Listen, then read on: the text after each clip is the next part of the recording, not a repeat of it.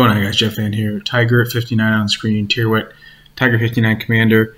A little bit different setup there. Slot 1 was AA, slot 3 was the Perceptive. Now you're seeing here, okay, decent HP, speed, 331.1, 4.2, 9.8 concealment. You have 2 Minotaur guns on here, okay? Same guns, same turrets that the Minotaur has. You have this on Tiger 59 tier 6. Jumping right into this one here. A couple things. Again, tier wood I had to change up a little bit because I normally like to use him with the torpedoes and have the extra range and things like that. But obviously 59 does not have torpedoes, so we had to make a slight adjustment. I figured instead that I do not have sonar, I will put the Perceptive perk on and give me an idea about where those closest destroyers are. We're going to talk about the 59 here real quick. Two things on it. Number one, if you get the right matchmaking in there, and what I mean by matchmaking is you need destroyers and cruisers. Okay, battleships are not your friend; they're your enemy. If you cannot basically get in a match that has favorable enemy teams and favorable matchups, you're going to struggle. So if you get into a match that has a bunch of battleships, one destroyer and like 3 cruisers, you're going to have a very hard time being effective and doing significant damage in that match. But if you get in a match like this, where you have 4 destroyers, 4 cruisers, and 1 battleship on each team, you can really be pretty devastating and really damage some enemies here. So you see Weimar pops up. This game you're going to see is my first game I ever played in this ship. Just ended up getting it the other day. I got unlocked it or whatever. So do I think that this ship is worth pursuing? Yes, I do. And the reason why is because if you're into a cruiser that is a little bit more on the, how do you want to describe it, little oddball look, not your standard cruiser in the sense that it doesn't have torpedoes, but it's got these super fast 3.2 second firing guns.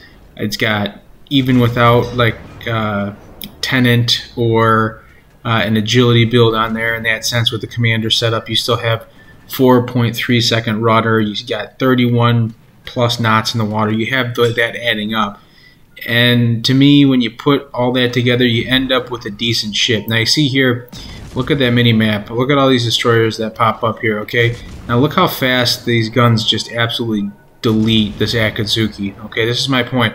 This ship, if you have the right matchup, is an absolute nightmare for destroyers. And then you see Terribles right there. We're just going to get rid of him. And basically, you're seeing what I'm talking about, that if you have a favorable matchup here, you basically can dictate and push the pace of this game. So these destroyers pushed in trying to get the A cap, and we basically made them pay. So we're up to 33,000 damage. That's our second kill. And back to 2 destroyers off the board. So Weimar comes out here, kind of good opportunity to test what this armor can do, what these guns can do. 2 things, 2 quick points I want to talk about here. This was my first game I've played in this, and I was very, very surprised and very impressed by what I had damage-wise. But at the same time, this is not a standard expectation of what you would think in this. If you look at the PC reviews for standard World of Warships, you're going to see that a lot of people think that this is a very bad ship. This is a tier 8 ship in base Legends, or in base World of Warships. Obviously Legends tier 6. You get much better matchups at tier 6. 25mm bow, okay? Basically 14-inch guns you can bounce, okay? So this thing is good. You have turrets that go 360 degrees. You are a very effective and dangerous ship, okay? Especially in the right circumstance, in the right hands. You still get relatively consistent damage with the turrets, especially against destroyers and cruisers if you aim well. And that reload speed is great. So I really enjoy this ship. I know that I'm sure you're going to see plenty of people out on the reviews who say it's a bad ship or they don't like it.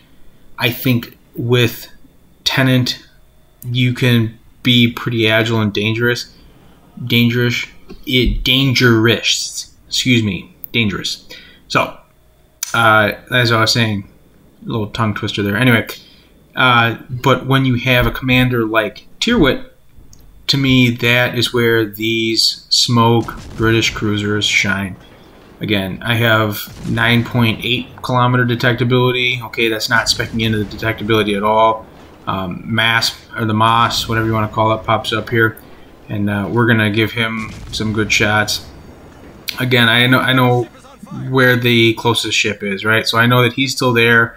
I'm going to angle toward him. Why am I going to angle toward him? Because obviously the less profile I show, the better chance I have of preventing him from getting good shots on me. Again, the Citadel is showing there on the Eastern Dragon, which is your Miyoko, and we make him pay for it. We take him out. Again, these are just rapid-fire guns. If you get a good angle, you can absolutely make people pay. Now, this is another thing. Look at that. You're going to eat 3 torpedoes, okay? 2 torpedoes, excuse me. Almost ate 3. But I have the great heal. Look at the heal on this thing, okay? You saw where I was HP-wise. Now, every one of these shots is basically taking 1,000 to 2,000 right off of this MOS, and he's gone, okay? What's that clock say up there? Yeah, we're what? A little over 5 minutes into this one, and we already got 71,000 and a Kraken. Okay, this thing is the worst nightmare of a destroyer, because if you can catch them inside of like 8 kilometers, basically inside of radar range. If you can catch a destroyer inside of radar range, they're gone. They're going to be deleted, barring they have good armor and they can try to bow tank you or basically take up a kiting position and run away. There is one thing to think about with that. You don't have the best speed. You only have 31-ish knots in the water. Maybe if you're interested in speccing into some speed, you can do that.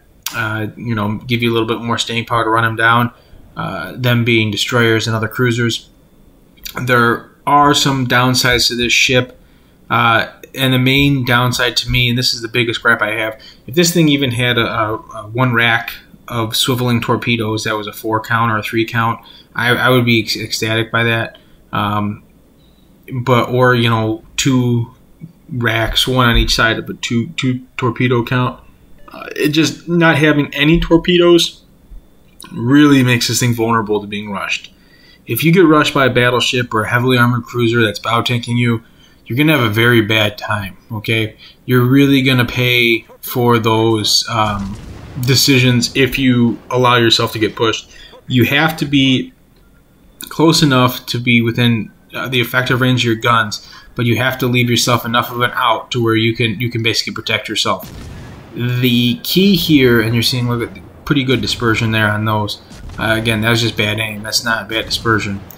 But like I was saying, the key to this ship is feel. Okay, if you know what I'm saying when I say feel, I'm saying that you need to be able to discern when it's time to push, when it's time to run away, and know the difference between the two. Because if you can know the difference and you're in a position to discern the difference between the two, that, hey, you know what, I know that I have to be close enough to get into this engagement, but you know what, that battleship's looking at me, I'm starting to get rushed.